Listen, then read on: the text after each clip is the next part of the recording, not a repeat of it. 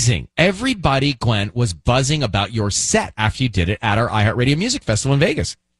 I was backstage and Camila Cabello was on right before me, and she was all sexy and like twerking and doing all her stuff. We were on The Voice together, so we know each other pretty good. She's a sweet little girl. I love her. But I was like, oh my gosh, I got to come out there and do some Gwen stuff next. Like it got me really hyped Changing up. the choreography. I was like, maybe I can do that twirl on the, what did she had like some kind of a twirling thing she did. But it was a really exciting, and I love the fact that it's kind of like a 5-song, like slap them around and then you're done. Like, it's not that 75-minute like sets are like, oh my God, it's so exhausting. But it's just so fun to do like such a quick, But yeah, it was super fun. I had Well, you did. I knew your set list was The Sweet Escape, then somebody else's Don't Speak, Just a Girl, Holla Back Girl. I mean, it was like, you slapped them around the best way you could be slapped everyone around. got slapped by Gwen at that point. Right? It was blast. And somebody else's is the new one. How many times did you perform that song in front of people? That was the first time. Like that, really? Yeah, I think that was the first time. Yeah, because I had done, in rehearsal, like I did it a few times, but never live. And so that's the thing. When you have a new song, you're like, oh my gosh, how much can I move? You know what I mean? Because I don't know where to get my breath yet. You have to like learn how to like know when to move on stage. And so I was definitely out of breath. I was like, oh my gosh. I learned that I'm not going to move a lot on that song when I sing it. Next time I didn't. I was like, okay, dancers, you dance. I'm going to sing. It has a lot of long notes in it. We're going to play interesting. In its entirety here in a second. We did have a chance to get a little sample of some of the album, which we can't play now because it's not out. But we got a chance, then thank you for giving us permission for that. We got a chance to get a little the vibe of this album. And I think you were saying, maybe I read it, heard it, I don't know if you told me, you were saying that this track, the first single, somebody else's almost didn't make the album for some reason. Yeah, because, so I had been writing for a long time. I mean, I wanted to write a record so bad. But you guys know, it's really hard to find time when you're a mom. And like, I felt guilty, like, because I've already had so many blessings. And it's like, to just keep wanting more and more and more. It's like, you did it. You know what I mean? Like, why are you going to go do more? But I feel like when I write, like I need to do it. It's like it's like working out for me. Like I have to do it out. It's like I'm never going to have the body I had, but I still want to work out. I need to work out. By the way, you still have the body you had. No, but you know what I'm saying? Like as you live, you're like, I did that a lot of times, but I still feel like it helps me so much, especially in my life. Going from, everybody knows the family broke up, like it was, and everyone's like, oh, it was so much time's gone by, but it takes a long time to heal. Yeah. You know what I'm saying? And it goes really, really fast. And so for me to be able to write new music, and I didn't even know how healing it was going to be until like even the other day I got on like a big Zoom with all of Universal, the world, right? It was like all these, and I was like crying playing the record for them because I'm like, I can't believe how emotional it is to write songs over a really long period of time and share your life and then have people hear it. It's weird because the songs are literally handed down by God. Like it is very like a spiritual thing. So sharing it, you get this whole nother layer after listening to it all this time myself and then having it like, I don't know, exposed. It's very cool. It never gets old. What's the span of time and emotion that is encapsulated in this album for you in terms of all the different songs? Are they in different periods for you? Different times? It's so many layers to this. And the thing is, when I started writing, I really went down the path of like, I want to make a reggae record. No, I want to go, because it was 2020 and it felt like I want to make a really happy record. That's something that had, and everything felt very nostalgic. Like that music was coming back again. Like everyone was listening to the old stuff from TikTok. Like all of my songs were getting big again on TikTok. That's wild. So I was inspired by that. And then as I was going down that path, I kept feeling like I was chasing myself, like trying to like compete with the old me. And it wasn't like, I loved the songs, but it just didn't feel like nobody else did. I don't know. I was like, no one's reacting. Maybe I am. Maybe it is over. You know what I mean? And then it would just keep going and going. And you have to remember, like, these are stolen moments. Like, okay, they're at school. I have 4 hours. Go in and write with some people you don't know. And a lot of it I was writing on Zoom because we were in COVID. And so then, like, the energy's different. it was just, the whole thing was a weird, and it really felt like I had to fight for myself. Like, okay, nobody cares if I do it. I probably shouldn't be doing it. I should probably be cooking dinner. But like, I knew I needed to do it. So I kept going. And at one point, like, I had like enough songs to make a record, but it just didn't feel right. And then I went in the studio. You know what it was? Was talking to Adam Levine.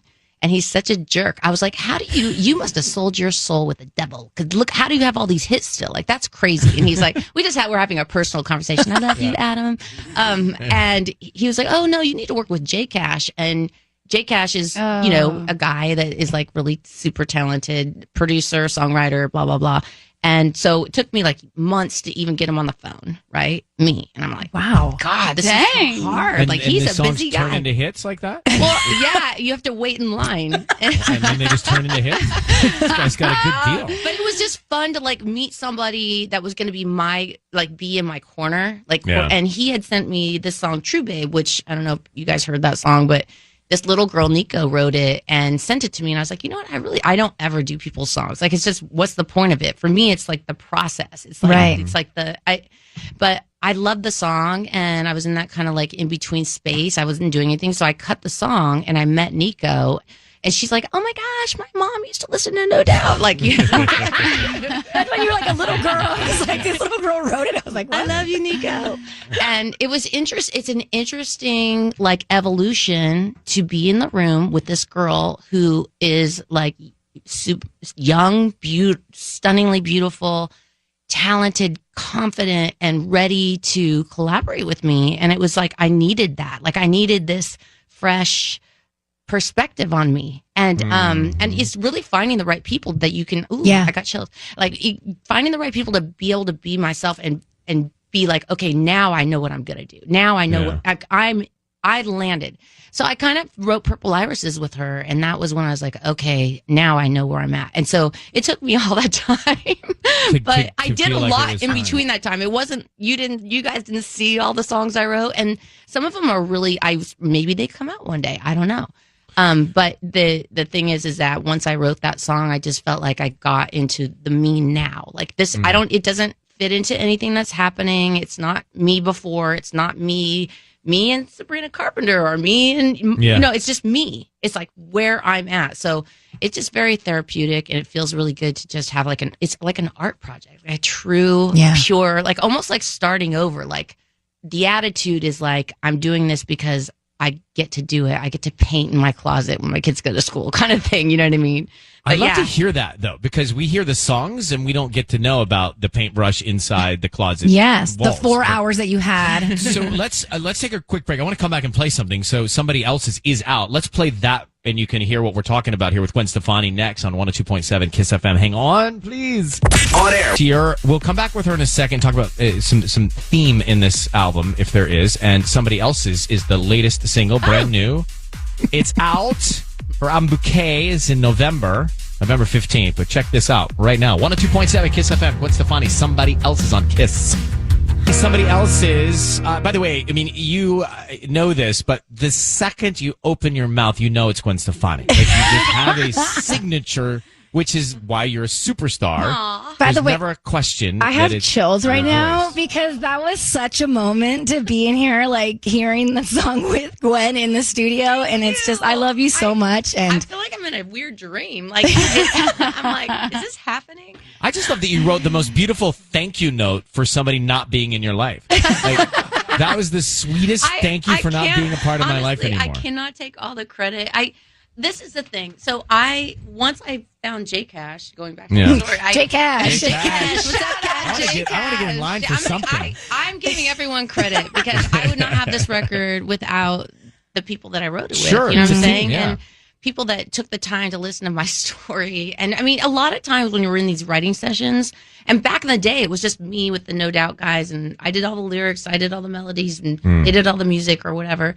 And then slowly, like when I did my first solo records, I went in and it was like there's this circuit of writing. Like there's always like the hot writers of the moment, and I didn't even know that existed back then. You know what I mean? And then I worked with Linda Perry, and it was like it went on and on. But this is like these young, new, like coming, up and coming artists or whatever, writers, and Cash put me in with this young girl called Madison Love. Shout out Madison, what's up? She's listening because she actually like posted that you guys played the song the other day or whatever. And but what was funny, like she was like again, like I'm like, how are you that cute and pretty and like young and confident, like in a way, like so we're all sitting down and we have to like we just start talking. Most of it's just talking until all of a sudden like a song just plops out of the sky, and you're like, just kind of getting to know each other. You're because it's like, what are we going to write about? Right? What are we going to write about? And I remember, like, there was the first song that this little group wrote together was me, Nick, and this guy Henry, who's Circuit. You know who you are, guys. Nick Long. Anyways, I love these guys, and we had so much fun that day. And we're all getting. You walk in, and you're like, "Hi, guys, I'm me." It's me. And let's see if I have anything to offer. And you just get to talking about your personal life and opening up, and so it could go either way, right? Like it could be like I have nothing. Be like there's no rhythm. Yes. No, but not you, but like you could have no. It's like a date. I mean, it's like you could go out with somebody and like struggle to talk. It's exactly like what it's like, and that's why finding the right like comfort to be able to really be open and like be like this happened and talking about it and trusting them and then also like their person like liking their ideas like sometimes you're like, are you polite? I would never say that. Huh? Are you polite? Like if you don't really love an idea at first, or do you say that's a good one, let's put a pin in it? I think it's like I definitely know when I like something and I know when I don't like something. You feel it. And so, but there's all of them are so talented to the point where the previous writing sessions, I think I got like they were hogging the room, like to the point where I was like, I need to be in this, guys, or else I'm not gonna, So it was like a really good balance of like everybody participating, and we actually had written the first song that we wrote together. This group was a song called "Empty Vase." And we were sitting there, and somebody just said "empty vase." I think we were even talking about that flower store that's in LA here, and it just hit me. I was like, "Oh my gosh, I have that! That's the song." So we wrote the song. But there's a floral theme? I mean, we've heard some of these songs. I've seen the track. Yeah, we heard "Empty Vase." Definitely, it's called Bouquet. You've got Marigold, Empty Vase. Yeah. I definitely was like, I had written Purple Irises. Yeah, there is a flower theme going on, but I had written Purple Irises because it represented like the growth of love, and I think that you can always look at life by like the seed that's planted and what it turns into, and also like how it has a short life. You know what I mean? It's a short life that we're living, and so there's a lot of metaphors that like kind of represent that whole gardening thing. Because me and Blake actually are really into gardening, and so when you're out there in nature and you plant the seed, it's like this hope, and once you plant it, it forces you to have hope, right? Yeah. And that's kind of how it was with the album, because I felt like I knew I wanted it, and I had already planted the seed in my own brain that I needed to do it, and there was always this hope no matter what got in the way of it. But when we were in the studio with Madison, and she would be like, at first she was like, I'm like, who is this girl? And like every 5 minutes she's like, well, maybe it could be this, maybe it could be that. And I was like, oh my gosh, like let me think, like I can't think, And then next thing I knew, like she started coming with some incredible, like just melodies, like lyrical things, and you start to trust each other. Like, wow, you really got it. So we write this whole song, and she's actually in the booth, like laying down like a little demo so that I could sing over it, because I'm really slow learning the melodies. And she sings so pretty and da-da-da. And then I put it together that she's the daughter of this famous music, like vocal teacher called, what's her dad's name? I got to put it out.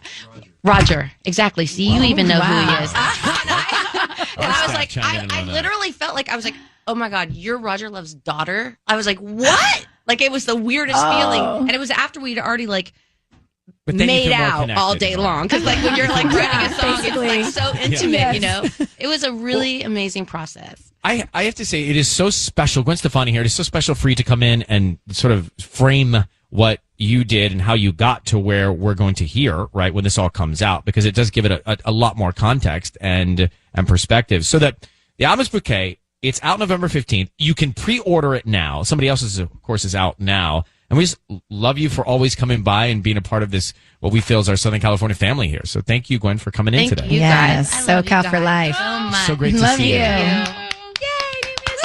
All right, we're if you are ever out and you hear us playing all these songs, feel free to call in anytime and say, Oh, really? Hey, yeah, I'm gonna give you the line. We're gonna give you the line to call. That'd be anytime. so cool. I'm gonna just literally have the radio on the whole time in my phone, ready to like dial in. Like the old we're coming days. back. Sisney's gonna tell us what's new this morning. Thanks, Gwen. Great to see you. Love you guys. See you. Back on Kiss. On air with